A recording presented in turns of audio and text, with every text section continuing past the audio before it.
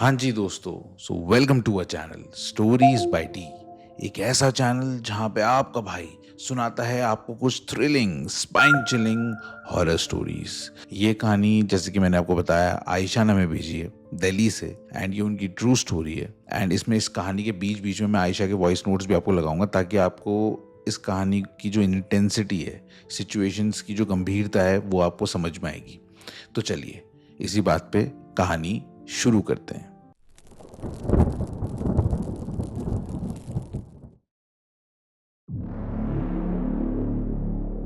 ये कहानी आयशा की कहानी है। आयशा एक 25 साल की लड़की है जो कि साउथ दिल्ली में अपनी फैमिली के साथ रहती है। आयशा की सेक्सुअल ओरिएंटेशन में मैं आपको बताना चाहूंगा। आयशा लेस्बियन है और ये डिटेल में आपको क्यों बता रहा हूँ वो आगे कहानी में आपको समझ में आएगा। खैर, आयशा अपनी फैमिली के साथ साउथ दिल्ली में रहती है एक किराए के घर में।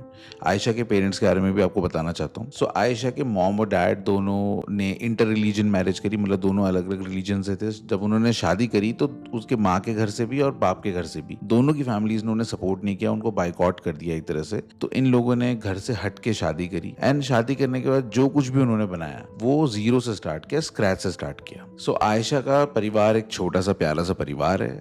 मॉम, डैड, आयशा और उसकी एक छोटी बहन तानिया, ये 4 लोग उस परिवार में रहते हैं। अब मैं आपको आयशा के बारे में बताता हूँ। खैर, आयशा बताती है कि बचपन से ही ना मौत से उसका नाता रिश्ता ना बड़ा क्लोज रहा है। इसका मतलब ये है कि जब से वो छोटी सी थी ना तो उसने काफी सारे लोगों को मरते हुए देखा है। कुछ लोग उसके क्लोज थे, कुछ लोगों को बस महज जानती थी, पर वो सबकी ना फ्यूनरल्स में जाती थी। पता नहीं क्यों फ्यूनरल पे जाना, अंतिम संस्कार पे जाना उसको कहीं ना कहीं थोड़ा सा अट्रैक्ट करता था अपनी तरफ। आयशा ने बहुत लोग मरते हुए देखे पर किसी से भी उसको ना दिल में चोट नहीं पहुंची। पर फिर आता है साल 2015 जब आयशा 12वीं क्लास में थी। आयशा के दिल के काफी नजदीक एक इंसान की मौत होती है एक एक्सीडेंट में एंड उससे आयशा बहुत ज्यादा, उसका दिल टूट जाता है। आयशा उसकी फ्यूनरल में जाती है, काफी सैड होती है एंड देन फ्यूनरल से जब वो वापस आती है 1-2 दिन तक कुछ नहीं होता, बट फिर कुछ दिनों बाद वो इंसान आयशा को अपने बेडरूम में दिखता है,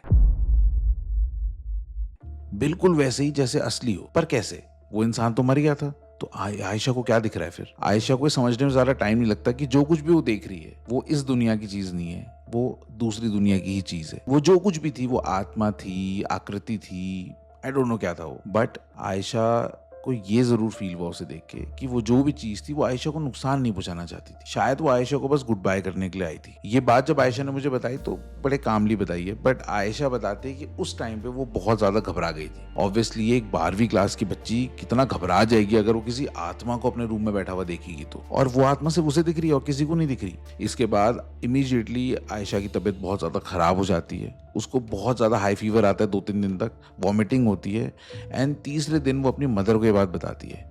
जब उसकी माँ को ये बात पता चलती है कि वो इंसान जो 1 हफ्ते पहले मर गया था वो आयशा को अपने कमरे में दिख रहा है, तो घर में पूजा कराई जाती है एंड उसके बाद चीजें थोड़ी सी नॉर्मल सी हो जाती हैं। आयशा के घर वाले काफी रिलीव्ड होते हैं कि अभी सारी चीजें खत्म हो चुकी हैं, पर असली में आयशा को उस दिन से वो चीजें भी दिखने लगी थी जो नॉर्मल लोगों को नहीं दिखती थी। हाँ, ये बात उसने कभी अपनी मम्मी और पापा को नहीं बताई क्योंकि शायद उसको पता था कि ये बात शायद वो नहीं समझ पाएंगे या वो यकीन नहीं करेंगे। पर उस दिन से आयशा इस दुनिया के साथ तो कनेक्टेड थी, वो दूसरी दुनिया के साथ भी कनेक्टेड थी। हाँ, आयशा बताती है कि ऐसे नहीं कि वो चल फिर रही है उसे आत्माएं दिख रही हैं, ऐसा नहीं, बट हाँ कभी कभी कहीं कहीं पे उसे आत्माएं दिखती थी। अच्छा, ये जो साल था ना 2015, ये आयशा की जिंदगी को ना बिल्कुल उलट पुलट करने आया था। सबसे पहले ये होना, फिर उसको ये सब पैरानॉर्मल चीजें दिखना, और अब वो इस पैरानॉर्मल दुनिया से थोड़ी थोड़ी वाकिफ हो ही रही थी कि उसके साथ एक मेजर एक्सीडेंट हो जाता है। एक दिन आयशा अपने घर से स्कूल जा रही थी। वो अपनी बस स्टॉप पे बस के आने का वेट कर रही थी कि एक गाड़ी आती है, बहुत हाई स्पीड में आयशा को टक्कर मार देती है। आयशा का सर को फट जाता है और इमरजेंसी में आयशा को हॉस्पिटल ले जाया जाता है। डॉक्टर जब आयशा की हालत देखते हैं तो आयशा के बचने की संभावना को काफी कम बताते हैं। उसके बाद इमीडिएटली आयशा को 10 दिन के लिए आईसीयू में भर्ती कर दिया जाता है और 10 दिन आईसीयू में रहने के बाद कहीं जाके आयशा की कंडीशन आउट ऑफ डेंजर होती है। उसके सर में इतना जोर का इम्पैक्ट आया था कि आयशा का आधा फेस पैरालाइज हो चुका था। और डॉक्टर्स काफ़ी ज़्यादा घबराए हुए भी थे और घर वालों को तो आप सोच ही सकते हो क्या हाल हुआ होगा। आयशा के माँ बाप बहन तीनों बेचारे रोए जा रहे थे, पैनिक कर रहे थे और भगवान से वो हर पल यही दुआ मांगते थे कि किसी तरह आयशा को बचा लिया जाए। फिर भगवान उनकी सुन भी लेते हैं। आयशा को एक स्पेशल यूनिट में शिफ्ट कर दिया जाता है जहाँ पे वो धीरे धीरे रिकवर करना शुरू करती है। ऑल्दो आयशा खतरे से बाहर थी, पर डॉक्टर्स का कहना था कि आयशा को अच्छे से रिकवर करने में ना बहुत ज़्यादा टाइम लगने वाला है। अब इस बीच आयशा 10 दिन आईसीयू में रहती है। उसका बहुत कुछ, उसकी सर्जरीज होती हैं, बहुत सारा मेडिकेशन होता है,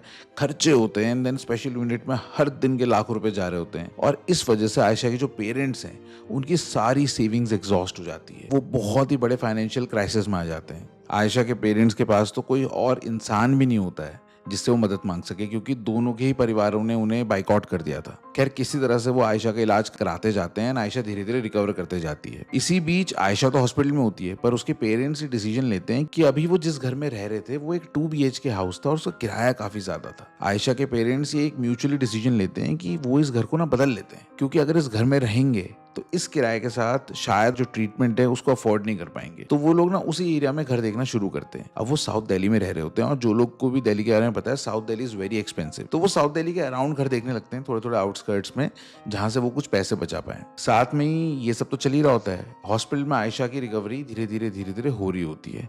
अब धीरे धीरे आयशा का जो हाफ फेस होता है उसकी भी सेंसेशन उसको वापस आने लगती है। एंड धीरे धीरे उसको जो दिख रहा होता है ना पहले, वो सब ब्लर दिख रहा होता है। धीरे धीरे उसका विजन भी साफ होते जाता है। खैर हॉस्पिटल में आयशा की रिकवरी चालू रहती है। एंड यहाँ पे आयशा के पेरेंट्स को एक घर मिलता है। वो घर 3 BHK होता है, काफी खुला खुला बड़ा सा एरिया होता है, पर उसका किराया ऑलमोस्ट 10,000 रुपए कम होता है उनके एग्जिस्टिंग घर से। आयशा के पेरेंट्स तुरंत डिसीजन लेते हैं कि उस घर को शिफ्ट करेंगे एंड उस घर के मकान मालिक से मिलके बातचीत करके एडवांस वगैरह देके वो लोग अपना घर शिफ्ट करना शुरू करते हैं। वहां आयशा की रिकवरी होते जा रही थी, यहाँ पे लोग धीरे धीरे घर शिफ्ट कर रहे थे। एंड आयशा हॉस्पिटल से डायरेक्टली अपने नए घर में शिफ्ट होती है। आयशा जब पहली बार इस घर में आती है ना, तो उसको उस घर से ना बड़ी नेगेटिव वाइब सेंस होती है। उसके अंदर एक पावर तो थी, ये वो कुछ कुछ चीजें सेंस कर लेती थी, देख लेती थी, पर उसके फैमिली, उसके पेरेंट्स इतने ज्यादा खुश थे कि वो कुछ कहती नहीं है। उसके पेरेंट्स तो लगातार भगवान को थैंक्स कर रहे थे कि यार आपने मतलब घर अगर हमें नहीं दिलवाया होता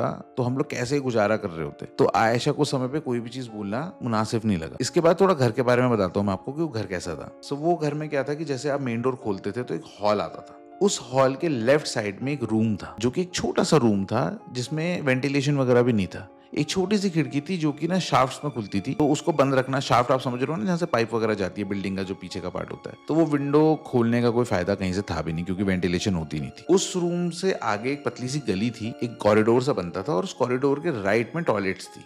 फिर राइट में ही उस टॉयलेट के बगल में एक छोटा सा रूम और था। एंड देन उस रूम के सामने एक बड़ा मास्टर बेडरूम था। तो ये जो घर की बनावट इस प्रकार से थी कि जो हॉल के बाद जो मैंने बताया था छोटा सा रूम था ना, और वो जो आगे के 2 बेडरूम्स थे, उनके बीच में कॉरिडोर आता था, बहुत लंबा तो नहीं, छोटा सा, बट हाँ वो बिल्कुल सेपरेट पार्ट लगता था और ये बिल्कुल सेपरेट पार्ट लगता था। अब आयशा के आने से पहले ऑब्वियसली मास्टर बेडरूम तो पेरेंट्स ही लेंगे, तो उन्होंने ले लिया था। एंड पेरेंट्स के जस्ट सामने वाला उसकी छोटी बहन ने रूम ले लिया था, क्योंकि दूसरे रूम में उसको ऑब्वियसली डर लगता। तो आयशा को बाय डिफॉल्ट ये तीसरा रूम मिल जाता है, जो घर से थोड़ा सा हटके ही था। आयशा अपने रूम में शिफ्ट हो जाती है एंड धीरे धीरे, ऑब्वियसली शुरू में तो बहुत वीक होती है, क्योंकि इतनी ज्यादा सर्जरीज, दवाइयां, पता नहीं क्या क्या उसका चल रहा था, तो उस समय पे ज्यादा दिमाग नहीं लगाती। वो अपने रूम में अपना बेड वगैरह प्लेस करती है एंड देन उस रूम में वो सेटल होने लगती है।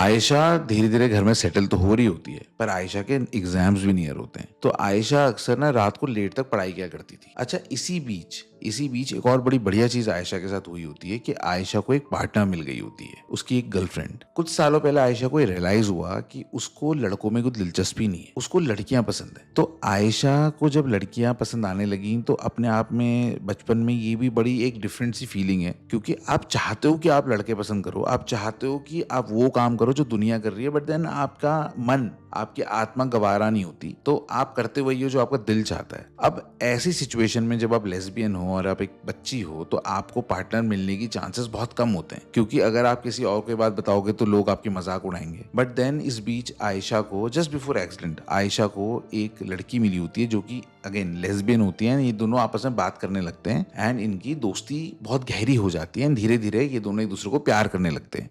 वो लड़की आयशा को ऑनलाइन मिली होती है, वो पुणे की रहने वाली होती है, बट देन ये लोग फिर ना बहुत सारा टाइम फोन में बात करते करते बिताते हैं। जब आयशा बीमार भी थी, जब आयशा को चोट लगी थी, उस टाइम पे भी आयशा की रिकवरी में इस चीज ने बड़ी हेल्प करी थी। अब ये डिटेल मैंने आपको क्यों बताई वो आगे की कहानी के लिए आपको समझ में आएगा। अब आयशा के क्योंकि बोर्ड के एग्जाम्स भी नजदीक थे, तो आयशा रात को काफी लेट तक पढ़ाई करती थी। ऑलमोस्ट 2-3 बजे तक वो पढ़ाई करती थी और 2-3 बजे के बाद पढ़ाई खत्म करने के बाद वो अपनी गर्लफ्रेंड से बात किया करती थी ऑलमोस्ट 1 घंटा। अब ऑब्वियसली यार, आप ऑब्वियसली लड़की से बात कर रहे हो, लड़के से बात करना तो मुश्किल होता है घर पे, पर लड़की से बात करो तो वैसे किसी को शक नहीं जाता, पर थोड़ी प्रिवेसी तो चाहिए होती है। तो अच्छी बात थी कि आयशा का रूम घर से थोड़ा हटके था कि अगर वो फोन वोन पे बात भी कर रही तो डायरेक्टली मॉम डैड के कमरे तक आवाज जाती नहीं। तो आयशा अक्सर रात को बात करने से पहले कमरे को अपना बंद कर दिया करती थी, दरवाजे को बंद कर देती थी, कुंडी नहीं लगाती थी पर नॉर्मल डोर को बंद कर देती थी और फिर वो बात करते करते फिर वो सो जाया करती थी। पर जब वो सुबह उठती थी तो वो देखती थी कि उसका जो कमरे का दरवाजा है ना, वो हमेशा खुला हुआ होता था। अब ऐसे 1 बार हुआ, 2 बार हुआ, 3 बार हुआ, पर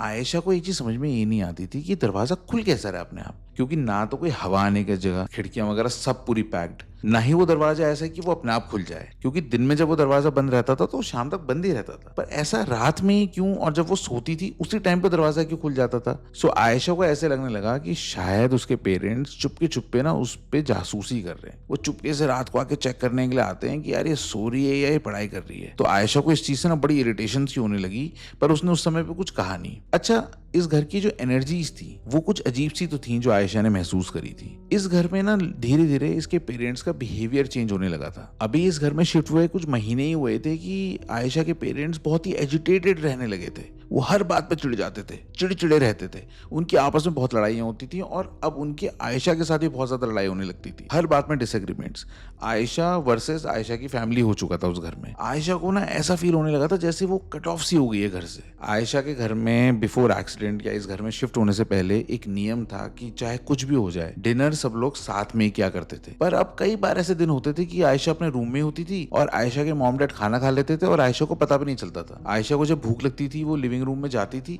वो देखती थी कि ये लोग खाना खा चुके हैं और आयशा को इस चीज का बहुत बुरा लगता था। अब आयशा की बहन जो थी छोटी, पहले आयशा और उसका इतना प्यारा रिलेशनशिप था कि ये लोग हर बात शेयर करते थे, वो बड़ा ख्याल रखती थी एक दूसरे का। पर अब उसकी बहन भी बात बात में आयशा को ताने मारना, टोकम टोकाई करना, माँ बाप के साथ मिलकर आयशा के साथ लड़ाई करना, ये तरह की चीजें ना बढ़ गई थी उस घर में बहुत ज्यादा और आयशा को बहुत ज्यादा चीजें दुख पहुंचाने लगी थी। बात उस दिन बद से बदतर हो गई जिस दिन आयशा की फेयरवेल थी और आयशा के फादर ने आयशा को ड्रॉप करने से मना कर दिया, ये बोल के कि उसको बहुत काम है। और आयशा का इस बात से लिटरली दिल टूट गया था। अब क्योंकि आयशा अपनी गर्लफ्रेंड से भी बहुत ज्यादा बातें करती थी, तो कभी ना कभी आयशा को ऐसा भी फील होता था कि शायद घर वाले इतने गलत नहीं है, शायद वो भी अपने एंड से एफर्ट नहीं डाल रही। पर वो ना एक एज ही ऐसी होती है, ये जो टीन एज होती है ना, आप रिबेलियस होते हो, आपको घर वालों की सारी बातें गलत लगने लगती हैं उस टाइम पे। तो वैसे ही इसकी लड़ाइयाँ बहुत ज्यादा होती थी, थोड़ा सा कट ऑफ भी हो रहा था, but she was also in a way happy कि अब वो खुल के अपनी गर्लफ्रेंड से बात कर पा रही थी, उसको कोई टोकने वाला नहीं था। पर हाँ, ये जो रात को कई बार जो दरवाजा खुल जाता था ना अपने आप, उससे ये बहुत ज्यादा इरिटेट हो गई थी और चिढ़ चुकी थी। एक रात आयशा पढ़ाई करती है एंड पढ़ाई करने के बाद वो फिर अपनी गर्लफ्रेंड को फोन करती है एंड वो लोग बस बात ही कर रहे होते हैं कि इस बार आयशा के सामने उसका दरवाजा हल्के से खुलता है। वो दरवाजा बस इतना सा खुलता है कि बस कोई हल्के से अंदर झांक ले। आयशा दरवाजा खुलते हुए देखती है और एकदम से सहम जाती है, घबरा जाती है, क्योंकि ऑब्वियसली वो बात तो अपनी गर्लफ्रेंड से कर रही होती ना। आयशा आवाज लगाती है, पापा, मम्मी, मम्मी। वहां से कोई जवाब नहीं आता, तो आयशा एकदम से खड़ी होती है और जाके देखती है दरवाजे के पीछे कौन है। वो सोचती है कि फट से जाके देख लूंगी कौन है, उसे पकड़ लूंगी, कन्फ्रंट करूंगी हाथों हाथ कि यार तुम गलत कर रहे हो। पर जैसे ही वो अपने दरवाजे के आस पहुंच के दरवाजा खोलती है, वो देखती है पूरे कॉरिडोर में कोई था ही नहीं। अब ये कैसे हो सकता था, क्योंकि दरवाजा खुलने के 3 सेकंड या 4 सेकंड के अंदर आयशा उस दरवाजे पे पहुंच चुकी थी और दरवाजा खोल के बाहर देख रही थी, पर वहां पे कोई भी नहीं था और ना ही किसी दरवाजे के बंद होने की कोई आवाज भी आई थी। वो अपने आप माइंड को बस समझाने की कोशिश करती है कि अरे कुछ नहीं, वहम है यार, वहम है, कुछ नहीं है। और आयशा वापस आके बेड पे बैठ जाती है और अपनी गर्लफ्रेंड से बात करना चालू रखती है। बात करते करते आयशा की गर्लफ्रेंड आयशा से बोलती है कि बेब, तू इतना हाफ क्यों रही है यार, तो आराम से बात करना। अब आयशा बिल्कुल कंफर्टेबली अपने बेड में बैठी होती है, वो कोई हाफ नहीं रही होती है। पर आयशा का जो मोबाइल था उस टाइम पे ना, वो पुराना वाला मोबाइल था तो उसमें वो ऑक्सीजन केबल के साथ ईयरफोन लगते थे। तो उसको ऐसा लगा, कई बार क्या होता था, वो जब कॉल पे आप होते तो तार हिलती थी तो हल्की सी ना खड़खड़ खड़खड़ इस तरह की आवाज आती थी। तो आयशा को लगा कि शायद वो वायर हिलने की वजह से उसको हाफने की आवाज आई है और ऐसा कुछ है नहीं, तो उसने वो बात को रफा दफा कर दिया। अब वो उससे बात कर ही रही थी कि सडनली आयशा को महसूस हुआ जैसे उसके पीछे ना कोई कुछ बोल रहा है, कोई फुसफुसा रहा है, जैसे कोई कुछ कहना चाह रहा हो। आयशा पीछे मुड़ के देखती है झटके से और देखती है पीछे कोई नहीं है, पर आयशा वॉज कॉन्फिडेंट कि उसने वो आवाज सुनी थी। आयशा अपनी गर्लफ्रेंड से बोलती है कि यार तूने कुछ सुना क्या, बट उसने कुछ नहीं सुना था। वो बोलती है बेब देख, you are too stressed out, तू सो भी नहीं रही है, तेरे एग्जाम्स नजदीक हैं, तू ज्यादा तेरे को वहम हो रहा है, तू एक काम कर, चल अब बात नहीं करते, अब तू सो जा। एंड उसके बाद आयशा सो जाती है।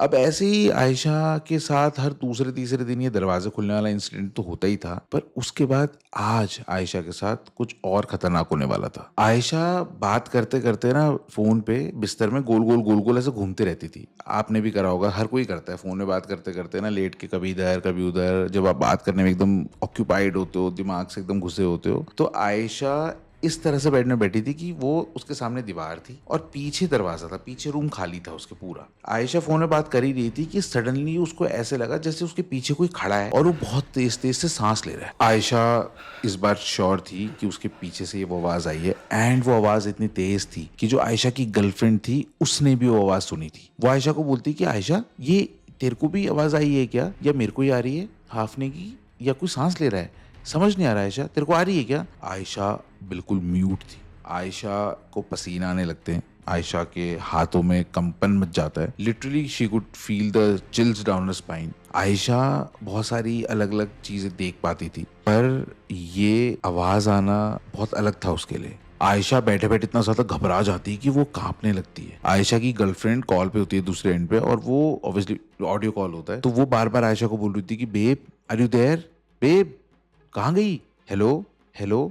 और यहाँ से बस आयशा कांप रही होती है, वो कुछ बोलना तो चाहती है पर वो कुछ बोल नहीं पा रही होती है। आयशा को बिल्कुल पीछे, उसके बिल्कुल पीछे कान के पास से सांस लेने की आवाज कंटिन्यूअस आ रही होती है, पर आयशा के अंदर इतनी हिम्मत नहीं होती है कि वो पीछे मुड़ के देख सके। ऐसा लग रहा था जैसे आयशा एक सपने के अंदर फंस गई है और वो अपनी बॉडी को कंट्रोल ही नहीं कर पा रही है। लगभग 3 मिनट तक आयशा को पीछे से वो आवाज आती है, एंड धीरे धीरे वो आवाज दूर जाती है उससे और फिर खत्म हो जाती है। जब वो आवाज खत्म हो जाती है तो आयशा के कंधों से ऐसा लगता है बोझ हट गया। आयशा थोड़ी रिलैक्स होती है और अपनी गर्लफ्रेंड को पूरी बात बताती है। उसी गर्लफ्रेंड उसे बोलती है कि देख आयशा, मैं तेरे को फिर से ये बात बोलूंगी, पता नहीं मैंने क्या सुना था क्या नहीं, बट तेरा एक बहुत मेजर एक्सीडेंट हुआ था बेबी, तो ये दवाइयाँ चल रही हैं, तो प्लीज इतना एक्सर्ट मत कर। मेरे को पता है ये सब तेरे दिमाग में ना, तू बहुत स्ट्रेस ले रही है, उस वजह से तेरे को ये सब लग रहा है, ऐसा कुछ है नहीं। और उसके बाद वो आयशा को सोने को बोलती है और आयशा फिर फोन ऑन कट करके सो जाती है। और अब अगले दिन जो उसके साथ होता है वो इससे भी ज्यादा खतरनाक होता है। नेक्स्ट डे आयशा इस बार अपनी गर्लफ्रेंड से बात नहीं करती।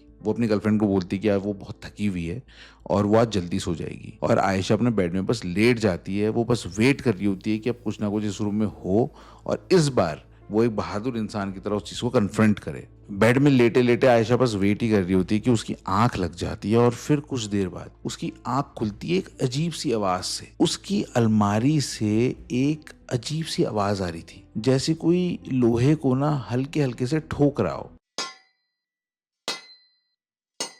आयशा बड़ी हिम्मत करके अपनी अलमारी के पास जाती है। अपने मन में वो अपने आप को बस समझा रही होती है कि अरे यार कोई चूहा होगा यार, नहीं कुछ और थोड़ा हो सकता है। वो अपनी अलमारी खोलती है तो वो देखती है कि उसकी अलमारी के सबसे नीचे वाले शेल्फ में एक लोहे का बॉक्स रखा हुआ है।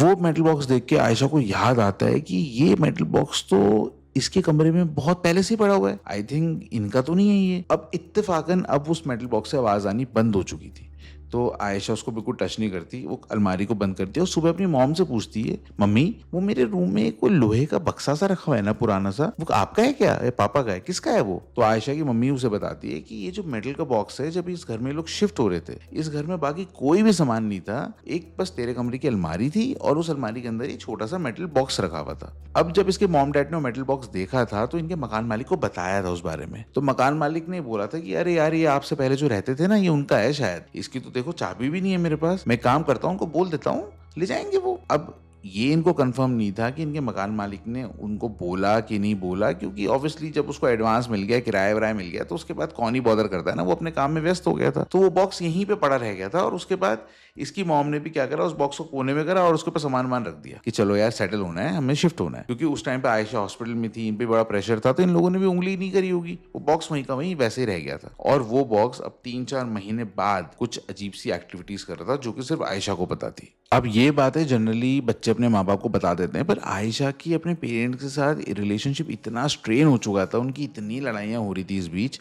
कि आयशा ने अपने घर पे ये बात नहीं बताई। अब इसके बाद करीबन 2-3 दिन बाद आयशा नॉर्मल अपने बेड में लेटी हुई थी कि सडनली भड़ाक की आवाज आती है और आयशा का जो बेड है वो जमीन पे गिरता है। आयशा का जो बेड था, मैं आपको एक फोटो भी लगा दूंगा, आयशा और आयशा की बहन का बंकर बेड हुआ करता था। सो ऊपर उसकी बहन सोती थी और नीचे आयशा सोती थी। तो उसमें 4 कॉलम टाइप के होते हैं, जैसे बिल्डिंगों में होता है ऑब्वियसली। तो नीचे एक बेड होता है और ऊपर एक बेड होता है। जब इनको इस घर में शिफ्ट किया गया था तो ऑब्वियसली बंकर बेड को लेके तो आ नहीं सकते, तो आयशा के डैड ने उस बेड को 2 पार्ट्स में खुलवा दिया था। तो एक ऑब्वियसली उसकी बहन का था और एक आयशा का था। अब वो ना जहां से कनेक्ट होता था, स्क्रूज पे कनेक्ट होता था, और आज पता नहीं कैसे आउट ऑफ नोवेयर वो स्क्रू लूज होके वो बेड जमीन पे गिर गया था। अब जब आयशा का बेड नीचे गिरा तो बहुत तेज आवाज आई और आयशा के पेरेंट्स दौड़ के उसके रूम में आए और उन्होंने देखा कि भाई आयशा और बेड दोनों जमीन पे गिरे हुए हैं। खैर वो आए, उन्होंने आयशा को उठाया, उसके बाद बेड को ना उठा के फिक्स करने की कोशिश करी। एक स्क्रू कसा, फिर दूसरा कसा, फिर तीसरा कसा, और जब चौथी की कसने की बारी आई तो जो चौथा स्क्रू था वो स्क्रू उन्हें मिला ही नहीं कहीं। वो पूरा रूम उन्होंने ढूंढ लिया, बेड के नीचे देख लिया, अलमारी के नीचे देख लिया, दरवाजे के बाहर देख लिया, पर वो स्क्रू कहीं से मिला ही नहीं। तो वो स्क्रू नहीं मिलने की वजह से उस बेड को साइड में किया गया और फिर आयशा का गद्दा उठा के रूम के बीच में जमीन पे बिछा दिया गया कि चलो आप सो जाओ, ऐसे कल देखेंगे। अब जब आयशा का गद्दा रूम के बीच में बिछाया गया तो आयशा के रूम में ना एक मिरर था। वो मिरर ऐसे प्लेस था कि बेड के बगल में था, तो जब आयशा लेटी होती थी तो उसको मिरर में कुछ नहीं दिखता था, ना वो खुद को देख पाती थी ना वो कुछ और देख पाती थी।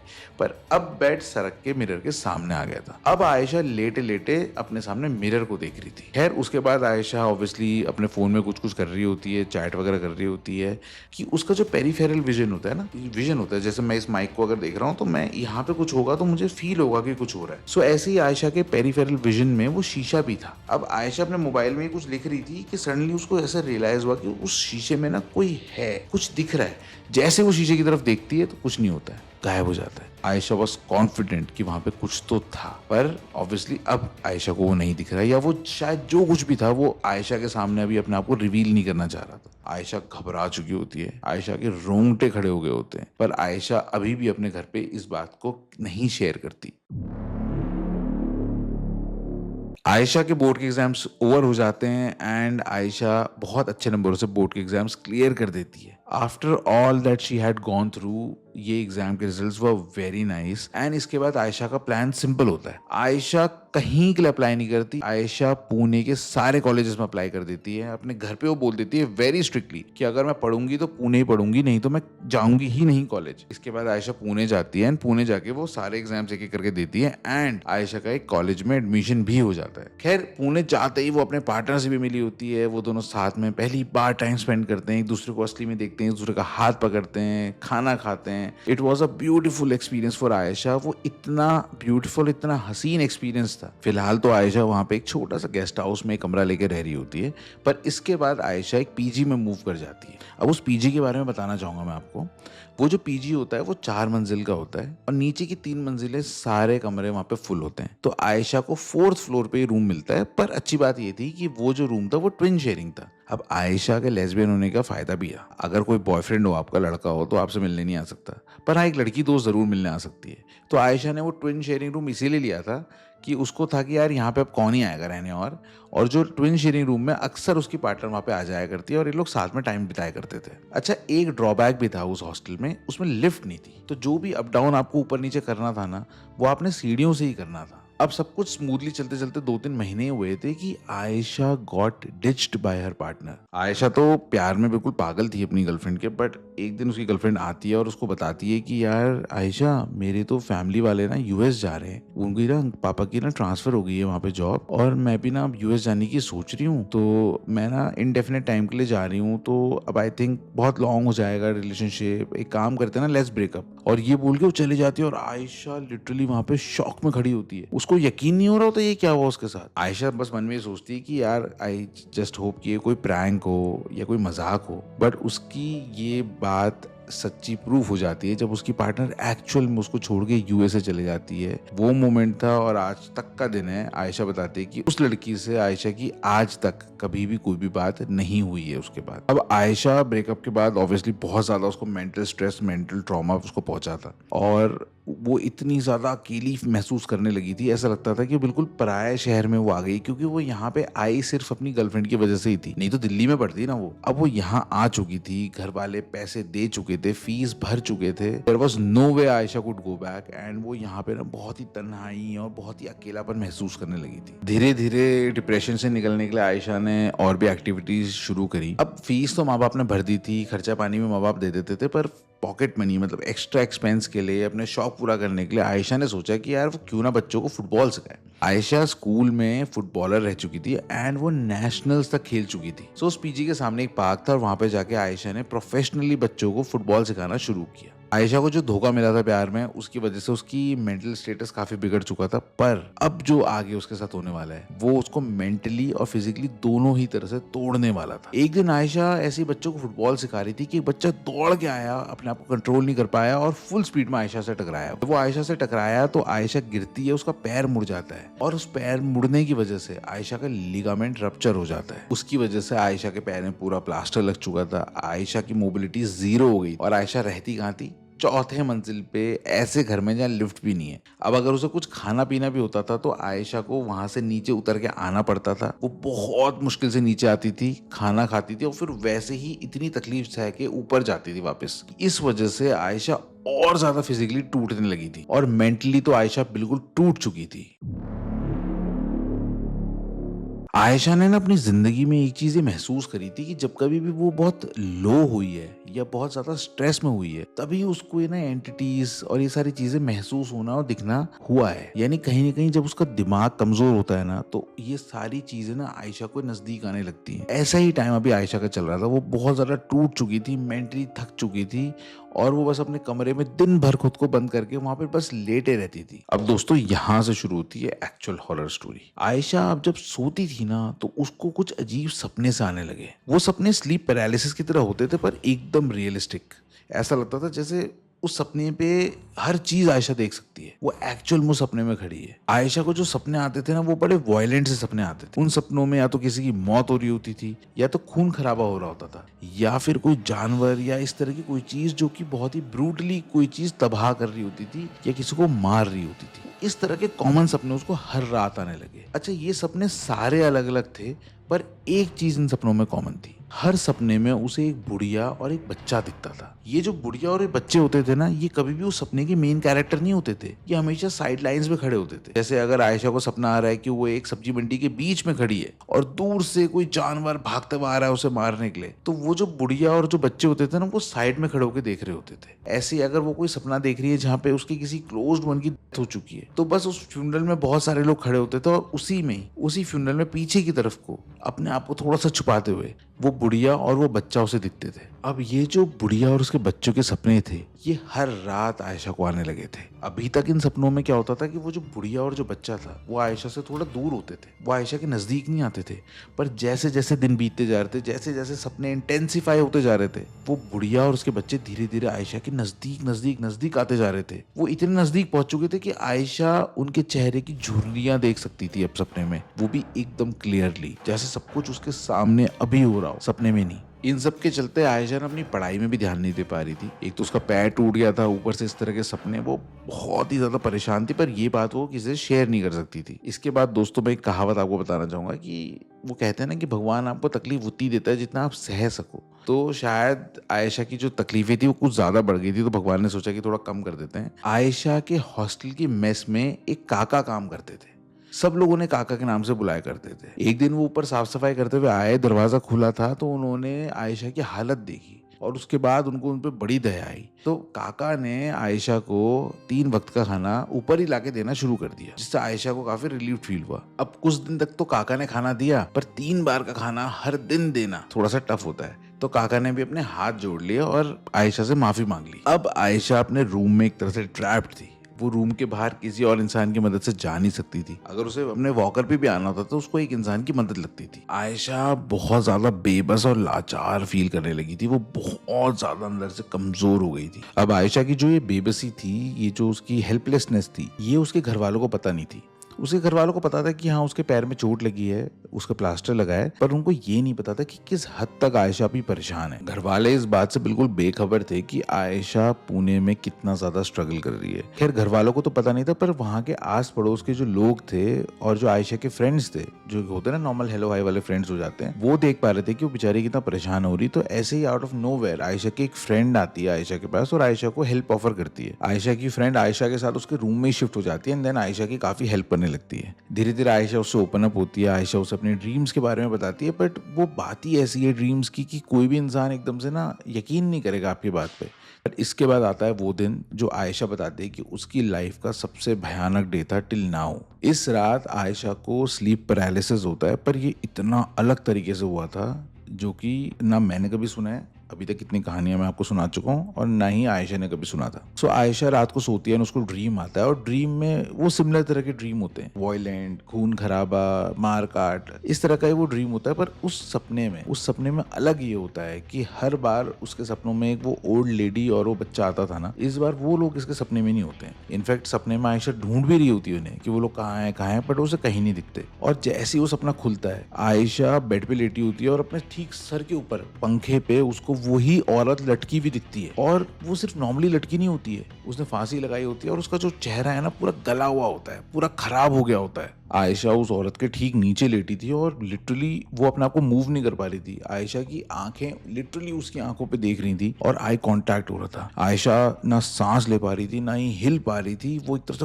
फंस गई थी। वो अपने पूरा दम लगा देती है, अपनी शरीर के एक एक मसल का दम लगा देती है और अपनी गर्दन मोड़ती है। तो वो देखती है कि जो उसके बगल का बेड है, उस बेड पे कोई नहीं लेटा हुआ। उसकी जो फ्रेंड उसके साथ रह रही थी वो पता नहीं कहाँ थी, वो नहीं थी वहां पे। पर सामने उसको दरवाजा दिखता है। जैसे वो दरवाजे की तरफ देखती है तो दरवाजा हल्के से खुलता है और वो ठीक वैसे ही खुलता है जैसे उसके पुराने घर में खुलता था। जब वो हल्का सा दरवाजा खुलता था ना, कुछ इंच, बिल्कुल बस वैसे दरवाजा खुलता है और वहां से उसको अपनी तरफ देखती हुई एक आंख दिखती है। आयशा बेबसी में उस दरवाजे की तरफ देखे जा रही थी और जैसे ही वो दरवाजे की तरफ उठने के लिए हिम्मत करने की कोशिश भी करती है, वैसे ही बगल में अलमारी होती है, खिसक के आती है और दरवाजे के आगे लग जाती है और आयशा उस रूम में ट्रैप हो जाती है। आयशा बेड पे लेटी हुई है, उसके ऊपर वो औरत लटकी हुई है। वो औरत उससे कुछ कहना चाह रही है, वो कुछ मांग रही है, पर आयशा उसे मना कर रही है। सपने में तो आयशा के साथ ये सब हो रहा था, पर इन रियलिटी आयशा कांप रही थी। आयशा की दोस्त ने आयशा को उठाया हुआ था और आयशा की आंखें खुली हुई थी, आयशा का मुंह खुला हुआ था, पर आयशा ना कुछ बोल रही थी ना कुछ रिएक्ट कर रही थी। ये सपना कुछ देर चलता है और जैसे ही सपना टूटता है, वैसे आयशा कमरे से तेज स्पीड में भागती है और जोर जोर से रोने लगती है और आयशा के पीछे आयशा की फ्रेंड भी उसके साथ भागती है। आयशा बाहर जाकर जमीन पे बैठ जाती है और रोने लगती है। तो आयशा की दोस्त उसे बताती है कि आयशा क्या हुआ था तुझे? पूरे 15 मिनट से तेरे को हम उठाने की कोशिश कर रहे हैं, तेरी आंखें खुली थी, तू सांस ले रही थी, पर तू मुंह से बस अजीब अजीब सी आवाजें निकाले जा रही थी। हमने तेरे को बहुत उठाया, बहुत हिलाने की कोशिश करी, पर तूने बिल्कुल हमें रिस्पॉन्ड नहीं किया। पहले तो तू तेज तेज सांस ले रही थी, फिर उसके बाद तू सांस भी तोड़ तोड़ के लेने लगी, तेरे को सांस लेने में दिक्कत होने लगी थी और हम बहुत घबरा गए थे और हम तेरे को बस हॉस्पिटल ले जाने वाले थे कि तू उठ गई। आयशा को कुछ याद नहीं होता है। आयशा को इनफैक्ट वो पार्ट भी याद नहीं होता जब वो नींद से उठ के कमरे से बाहर भागती है। तो आयशा अपने फ्रेंड से पूछती है कि मेरे को बताओ कि मैंने क्या क्या किया। तो आयशा की फ्रेंड बताती है कि पहले तो तू उठ नहीं रही थी, फिर सडनली तू उठती है और उठ के तू दौड़ के कमरे से बाहर भागती है और जब तू भागती है तो तू जोर जोर से चिल्ला रही थी कि तुम्हारे बेटे को कुछ नहीं दूंगी, नहीं दूंगी मैं कुछ भी। आयशा जोर जोर से रोने लगती है एंड देन वहां पे बहुत सारे लोग जमा हो जाते हैं पीजी के एंड बड़ा ही ऑकवर्ड सिचुएशन हो जाता है आयशा के लिए, क्योंकि उसको कुछ समझ ही नहीं आ रहा होता है कि ये हो क्या रहा है उसके साथ। इसके बाद आयशा बहुत वीक फील कर रही थी, उसको अपने कमरे में लाया जाता है एंड देन आयशा कमरे में ही लेट जाती है। बट धीरे धीरे उसको रियलाइज होता है कि उसकी तबीयत खराब हो रही है। उसकी तबीयत इतनी खराब होने लगती है कि लिटरली वो फेंट हो जाती है एंड उसके बाद उसको हॉस्पिटलाइज किया जाता है, उसको ड्रिप वगैरह चढ़ाई जाती है, ब्लड टेस्ट करे जाते हैं तो पता लगता है कि उसका जो हीमोग्लोबिन है वो सिर्फ 5 पहुंच चुका है,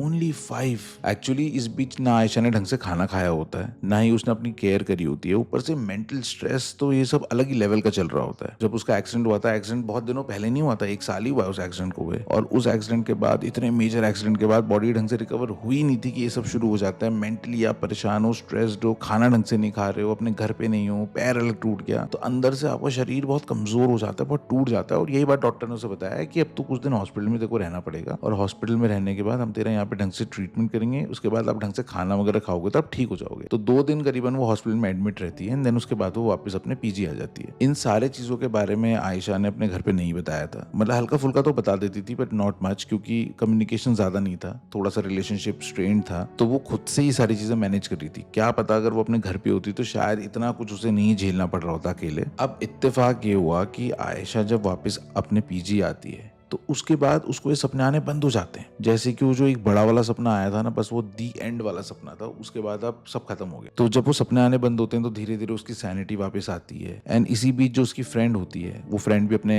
अलग अपनी जिंदगी में बिजी हो जाती है, तो वो उसके रूम से चले जाती है। अब लाइफ आयशा की धीरे धीरे पटरी पे आने लगती है। वो बड़े वाले सपने को ऑलमोस्ट 2 महीने बीत जाते हैं। एक दिन आयशा की मॉम का कॉल आयशा को आता है एंड वो बोलती है कि बेटा तो इतने टाइम से घर नहीं आई है, तो पुणे में ही है, इस बार छुट्टियों पर प्लीज घर आ जा, है ना। हमने एक छोटी सी पूजा भी रखवाई थी, हमने मन्नत मांगी थी जब तू बीमार हुई थी ना, तो उस टाइम पे हमने मन्नत मांगी थी कि अगर तू ठीक होगी तो हम घर में पाठ वगैरह कराएंगे, तो तू आ जा और फिर हम ये सब कराएंगे, और इतना टाइम हो गया तेरे से मिले हुए, तू घर तो आ। आयशा की मॉम ने जब इतने प्यार से आयशा को बुलाया तो ऑब्वियसली आयशा का भी मन पिघल गया एंड आयशा डिसाइड करती है कि अब वो घर जाएगी। नेक्स्ट मंथ छुट्टियां शुरू होती हैं और आयशा घर जाती है। आयशा घर जाती है, इस बार घर वालों से मिलती है एंड हर इंसान बहुत ही वार्म तरीके से आयशा से मिलता है। खैर वो घर पे रहने लगती है, सब कुछ बढ़िया लगने लगता है कि एक रात फिर से उसे वो ड्रीम आता है, सेम ड्रीम, सेम वायलेंस, पर इस समय वो जो ड्रीम था, वो जो सपना था, वो उसके खुद के घर का था, उसके रूम का था। सपने में आयशा देखती है कि वो अपने रूम में सो रही है और उसके बगल में वो औरत और वो बच्चे खड़े हैं और वो उसे घूर रहे हैं। मतलब आप समझ लो कैसे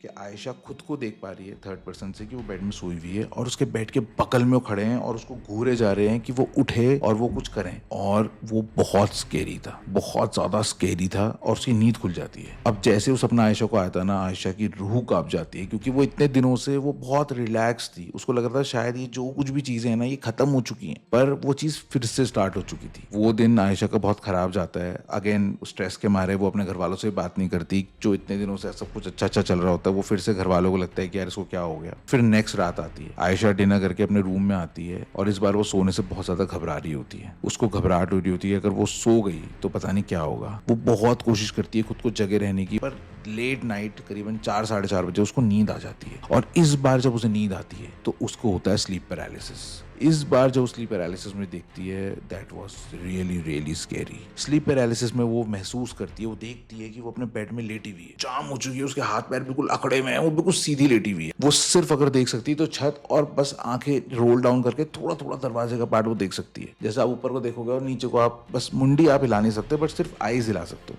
लिटरली ऐसे। छत पे उसको दिख रही है वो औरत लटकी हुई, उसका फेस गला हुआ है, उससे खून बह रहा है और वो खून टपक के आयशा के बेड में गिर रहा है, और आयशा चिल्लाना चाह रही है पर वो चिल्ला ही नहीं पा रही, उसके मुंह से आवाज ही नहीं निकल रही, वो पूरे पसीने पसीने हो गई है, उसका दिल धड़क रहा है बहुत तेज, पर वो औरत उसके ऊपर लटकी हुई है और वो धीरे धीरे घूम रही है और उसको देख रही है। बहुत ज्यादा हिम्मत करती है आयशा, भगवान को याद करती है, मन में बहुत कुछ चीजें याद करती है, और अपना जब सर वो हिलाती है तो वो देखती है कि उसकी अलमारी का दरवाजा खुला है, और उस अलमारी के दरवाजे के नीचे जो मेटल का बॉक्स है ना, ये मेटल के बॉक्स के साथ वो लड़का खड़ा है, और मेटल बॉक्स पे उसने अपना हाथ रखा हुआ है, जैसे कि वो ये बता रहा हो कि ये मेरी प्रॉपर्टी है, ये जो भी है ये मेरा है। आयशा बताती है कि उसको आइडिया नहीं है कि वो सपना कितना लंबा चला, पर उसको ऐसा लगा जैसे कई घंटे उसने उस सीन में बिताए हैं। उसका हार्ट लिटरली फेल होने को हो गया था, और जैसे उसका सपना टूटता है वो उठ बैठती है और वो भाग के अपने मम्मी पापा के रूम में जाती है और उनको ये सब बातें बताती है। आयशा को यकीन नहीं होता है कि वो जब ये बात अपनी माँ बाप को बताती है तो इंस्टेड ऑफ उसको ये बोलने के कि तू पागल है, तू ये सब क्या देख रही है,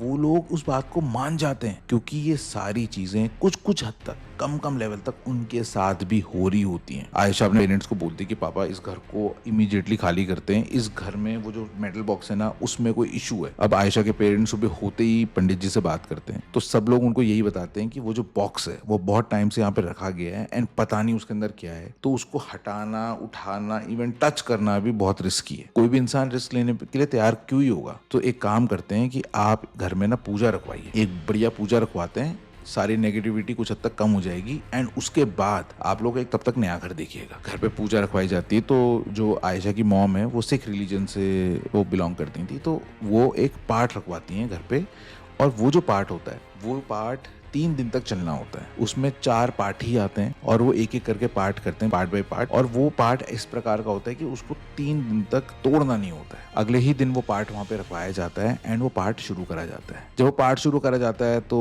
जैसे घर पे एक बड़ा आयोजन पूजा होती है तो आस पड़ोस के लोगों को भी वो लोग इन्वाइट करते हैं, तो लोग आते हैं, बीच बीच में बधाइयाँ देते हैं। लोगों को क्या पता क्या चल रहा है, और वो पार्ट चलते चलते 1.5 दिन हो जाते हैं। 1.5 दिन तक सब कुछ बहुत स्मूथली हो रहा होता है कि सडनली दिल्ली में अर्थक्वेक आता है, और वो अर्थक्वेक काफी अच्छे खासे मैग्नीट्यूड का था। वो अर्थक्वेक आता है और वो अर्थक्वेक बिल्डिंग को हिला देता है। तो जब बिल्डिंग हिलती है तो सारे लोग घबरा के नीचे भागते हैं, और वो जो पार्टी थे वो भी घबरा जाते हैं और नीचे उतर जाते हैं। अब अर्थक्वेक तो 20 या 30 सेकंड का ही था, पर उस अर्थक्वेक की वजह से वो पार्ट टूट जाता है, और जब वो पार्ट टूटता है तो पार्टी यही कहते हैं कि जी ये बहुत गलत हुआ है, हमने आपको पहले ही बताया था कि ये पार्ट 3 दिन तक चलना मैंडेटरी है, अब हमें दोबारा से शुरू करना पड़ेगा। अब आयशा और उसकी फैमिली अपनी किस्मत को भी कोस रहे थे। उनको समझ में नहीं आ रहा था कि क्या चल रहा है, क्योंकि ऑब्वियसली अर्थक्वेक तो सभी के लिए आया, सिर्फ उनकी बिल्डिंग तो हिली नहीं। पर उनको समझ में आ रहा था कि जो भी चीजें हो रही है ना, ये यूनिवर्स इस समय पे उनको फोर्स कर रही है कि वो इस घर में रहें जबरदस्ती। खैर रात को ये लोग साथ बैठते हैं और ये लोग डिसाइड करते हैं कि इस घर में रहना खतरे से खाली नहीं है। एंड अब जब उन चीज़ों को, उन शक्तियों को ये पता चल चुका है कि हम लोग इस घर को खाली करना चाह रहे हैं, तो हो सकता है वो बहुत ही एग्रेसिवली और बहुत एग्रेशन के साथ हम पे रिटेलिएट करें और हमें नुकसान पहुंचाने की कोशिश करें। आयशा को पहली बार लाइफ में ऐसा लग रहा था कि शायद अब वो अकेली नहीं है, क्योंकि ये सारी चीज़ें वो इतने टाइम से झेल रही थी अकेली। काश उसने पहले ही बात अपनी फैमिली को बता दी होती, क्योंकि जब फैमिली मिलजुल के कोई चीज़ करती है ना, जब आपके बड़े डिसीजन लेते हैं तो चीज़ें आसान हो जाती हैं। अब ये लोग ये डिसाइड करते हैं कि चाहे कुछ भी हो जाए, रात को इस घर में हम लोग नहीं रहेंगे। तो ये लोग रात में, थोड़ा पास में एक होटल होता है, ये वहाँ पे 2 रूम कर लेते हैं और रात को वहाँ जाके सो जाते हैं। अगले दिन सुबह ये लोग आते हैं, ये अपना सामान पैक करने लगते हैं, और ये लोग ये भी नहीं सोचते हम कहाँ जाएंगे। बट अंकल बोलते हैं कि यार देखो, इतना तो हम लोग कर ही लेंगे कि हम कुछ दिनों तक कहीं पीजी ले लें या कहीं हम किसी एयरबीएनबी पे रह लेंगे, पर इस घर में नहीं रहेंगे। वो लोग अपना सामान हबड़ा तबड़ी में पैक करते हैं, बहुत सारा सामान तो छोड़ देते हैं वहाँ पे। वो लोग बीच बीच लैंडलॉर्ड को भी कॉल कर रहे होते हैं, पर लैंडलॉर्ड कॉल पिक नहीं करता है। ये लोग कंटिन्यूसली 20-25 बार उसे कॉल कर चुके होते हैं, पर कोई कॉल रिसीव नहीं होता है। तो ये लोग अपना हबड़ा तबड़ी में जो जो सामान इंपॉर्टेंट होता है वो उठा लेते हैं, कुछ कुछ सामान वहीं छोड़ देते हैं। उनको लगता है यार मरने से तो अच्छा है सामान को वहीं छोड़ दो। उसके बाद ये लोग सामान पैक करके जब निकल रहे होते हैं तो इनके घर के जस्ट सामने ना एक बिहारी फैमिली रह रही होती है। अच्छा, उस बिहारी फैमिली का भी जो रिलेशनशिप होता है ना, बड़ा ही अलग सा होता है। उस परिवार से कोई ना कोई इंसान ना अक्सर बालकनी में इनको दिखता था, और वो इनके घर की तरफ ही घूर रहा होता था। इनको बड़ा ऑकवर्ड लगता था, बट इन लोगों ने कभी कंप्लेन नहीं करी। कभी उनकी मम्मी, कभी उनके बच्चे, कभी खुद उनके फादर, वो सारे लोग ना इनको घूरते रहते थे। अब जब ये लोग सामान लेके बाहर जा रहे होते हैं तो इनको सेम महिला फिर से सड़क पे दिखती है, वही बिहारी फैमिली वाली की जो मदर होती है।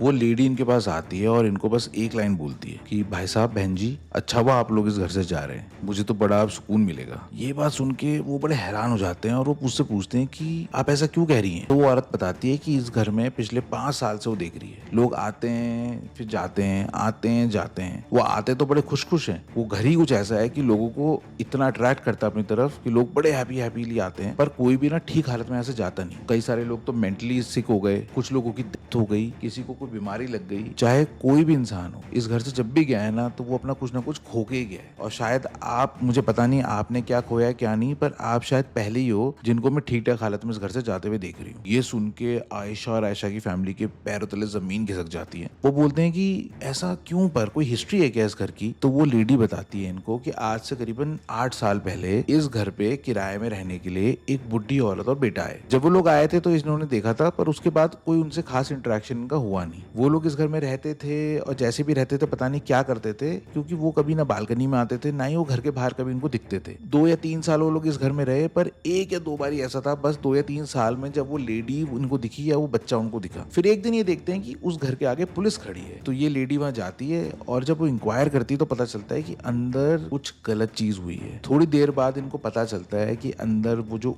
ओल्ड लेडी थी उसने सुसाइड कर लिया है, पर उस कुछ इस तरह का है ना, कुछ जैसा नहीं लग रहा है, क्योंकि उन जो लेडी है, उस लेडी के चेहरे पे ना बहुत ज्यादा चोटें हैं, उसका चेहरा पूरा खराब हुआ है। उसका जो बेटा है वो वहीं पे बैठ के रो रहा होता है जोर जोर से, क्योंकि शायद उसके पास उसकी माँ के अलावा कोई नहीं था। उसके बाद उसकी माँ को पोस्टमार्टम के लिए हॉस्पिटल ले जाया जाता है, बेटा भी वहां से चले जाता है। एंड वो दिन है और आज का दिन है, इन लोगों ने आज तक कभी भी उस बच्चे को, उनके बेटे को इस घर आते हुए नहीं देखा था। ये सुन के आयशा और उसकी फैमिली घबरा तो बहुत गए थे, पर उनके दिल में सुकून भी था कि फाइनली इस घर से वो जा रहे हैं, क्योंकि पता नहीं क्या हुआ होगा उस घर में, क्या हुआ होगा, किसी को कुछ आइडिया नहीं। इन लोगों ने भी इंक्वायर नहीं किया। क्या पता उस औरत का हुआ था, क्या पता उसके बेटे ने अपनी माँ को मार दिया था, क्या पता उसकी माँ ने खुद अपने साथ ये सब किया था, किसी को कुछ नहीं पता। और क्या था उस संदूक में ये भी नहीं पता किसी को। इन लोगों ने तो सीधे सीधे उस घर से अपने सारे टाइज काट दिए। ये लोग कुछ दिन एक एयरबीएनबी टाइप के होम स्टे में रहे एंड उसके बाद इन्होंने एक घर देख लिया इस एरिया से बहुत दूर और वहां पे लोग शिफ्ट हो गए। एंड आयशा बताती है कि उसके बाद से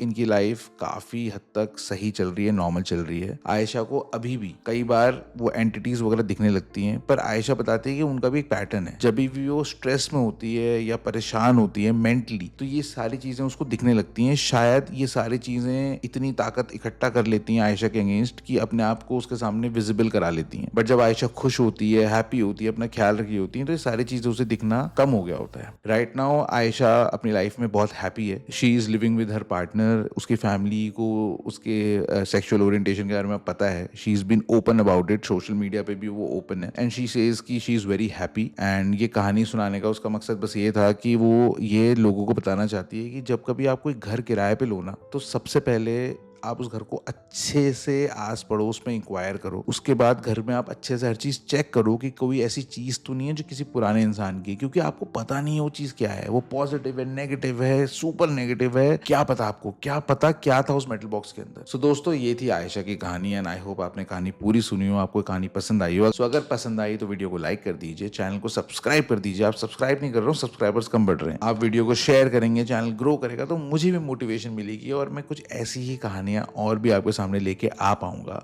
अब मिलते हैं अगली स्टोरी में यहीं पे इसी चैनल पे। तब तक अपना ख्याल रखिएगा और अलर्ट रहिएगा। Okay bye.